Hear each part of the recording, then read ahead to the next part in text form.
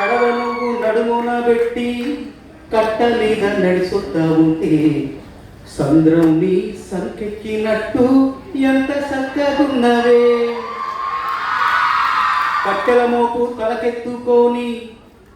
మోపు తలకెత్తుకొని అడుగులోన అడుగెత్తా ఉంటే అడవి నీకు గొడుగట్టినట్టు ఎంత చక్కగున్నవే.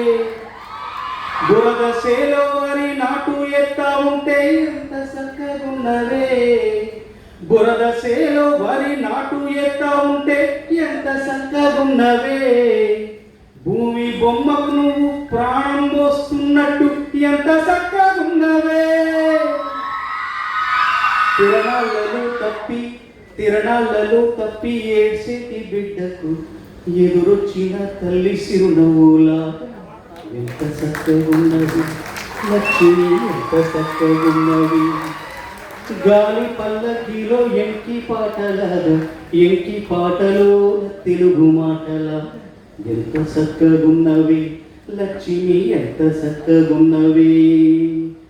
ఏరు శనగా కోసం మట్టిని దవ్వితే ఏకంగా తగిలిన లంకే బిందెలా ఎంత చక్కగున్నవి లక్ష్మి, ఎంత చక్కగున్నవి. సింత చెట్టు ఎక్కి సిగురు కొయ్యబోతే చేతికి అందిన సందమామల ఎంత చక్కగున్నవి లక్ష్మి, ఎంత చక్కగున్నవి. మల్లె పూల మధ్య ముద్ద బంతిలాగా ఎంత చక్కగున్నవే. ముత్తైదువ మెళ్ళో పసుపు కొమ్ములాగా ఎంత చక్కగున్నవే. సుక్కల సీర కట్టుకున్న ఎన్నెలలాగా ఎంత చక్కగున్నవే. నా లక్ష్మి, నా బాధ ఇక్కడే ఉంది.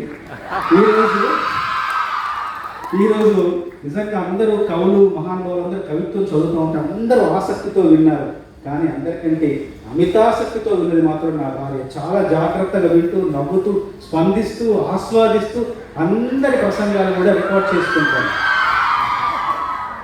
తగిలే రాళ్ళని పునాది చేసి ఎదగా